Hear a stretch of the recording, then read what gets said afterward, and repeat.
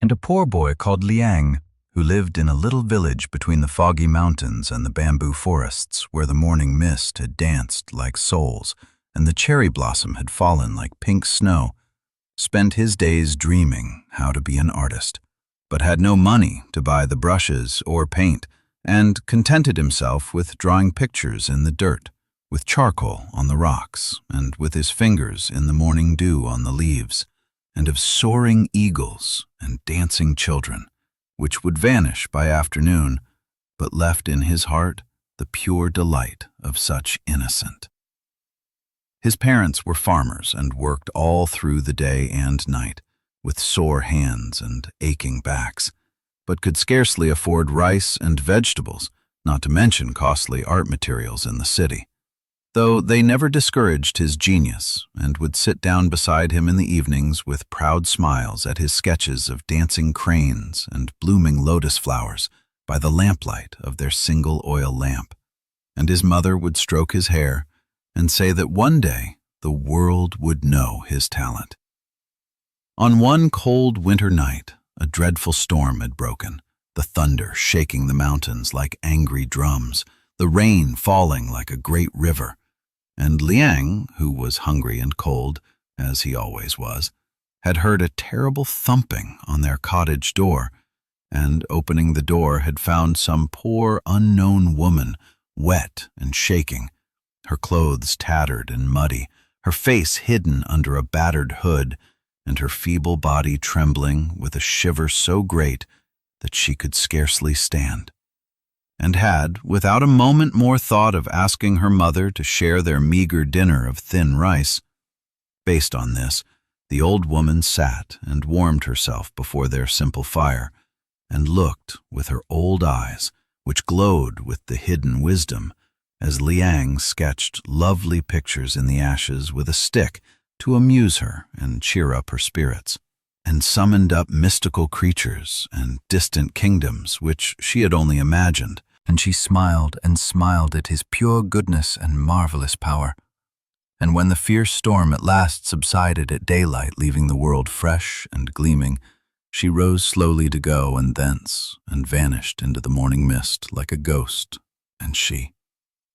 Still bewildered, yet full of gratitude and wonder, Liang instantly attempted the mystic brush and sketched a plain red bird on his cottage wall with simple water mixed with ash, since he still had no real paint, and found that his jaw was dropping open, and his heart was wanting to stop its morning labor in a kind of ecstasy,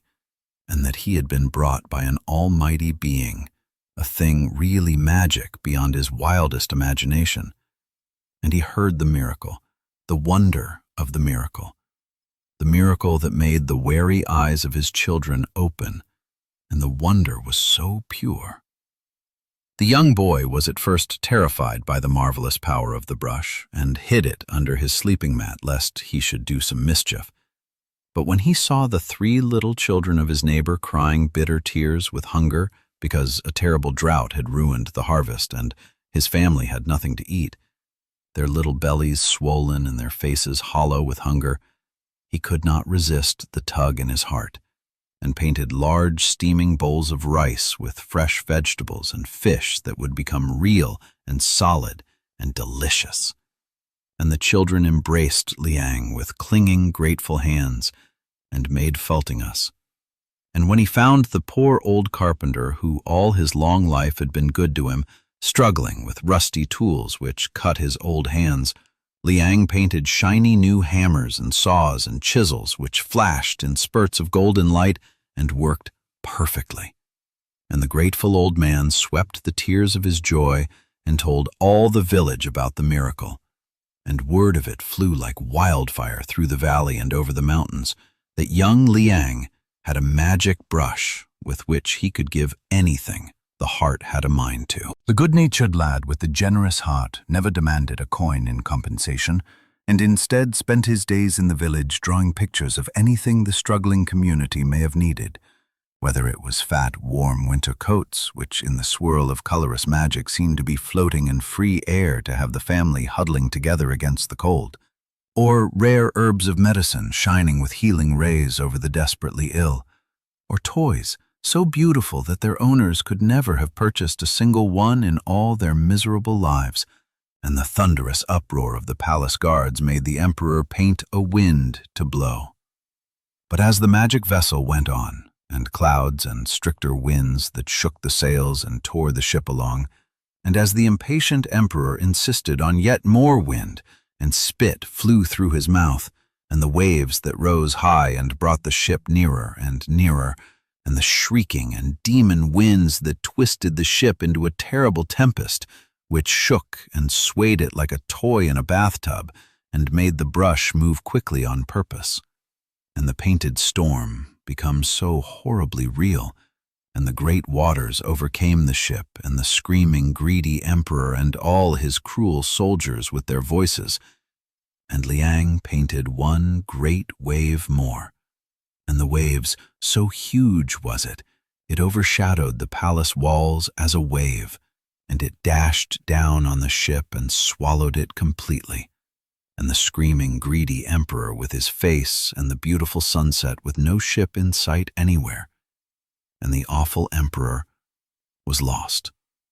drowned in the ocean, which he had attempted to steal. The servants and workers of the palace who had seen it all were stunned, then cheered and wept with happiness, because they too had long and long been the victims of the cruelty of the emperor, and they rushed to Liang and embraced him and praised him and assisted him out of the palace, giving him a strong horse and bags of food and warm clothes to ride back to his village. And when he got home 3 long weeks later, the whole village cheered and danced and feasted on his account. And they all declared him a hero who was brave and saved not only himself, but the whole victimized. Liang went on to use the sacred magic brush in assisting people all over the land, becoming a traveling healer and helper, painting life-saving wells where there was terrible drought, and sturdy, beautiful bridges over dangerous rivers, schools with books and desks where poor children could at last learn to read and write and dream of better things,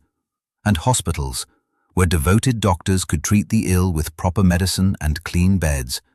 And everywhere he went,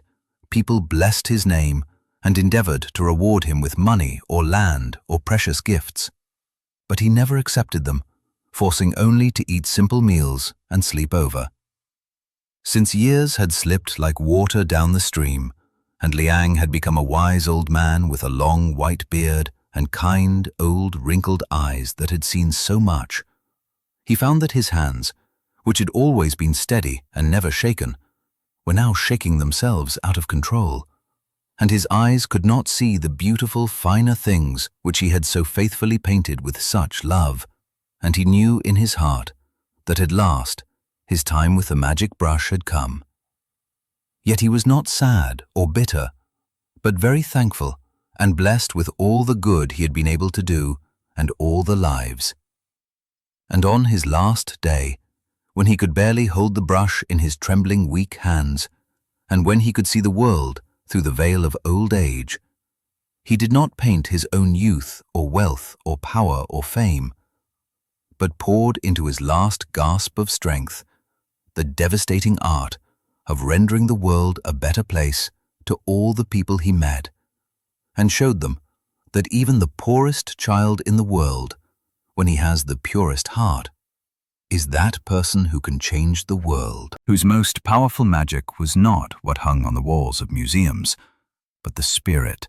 of selfless love and creative effort with which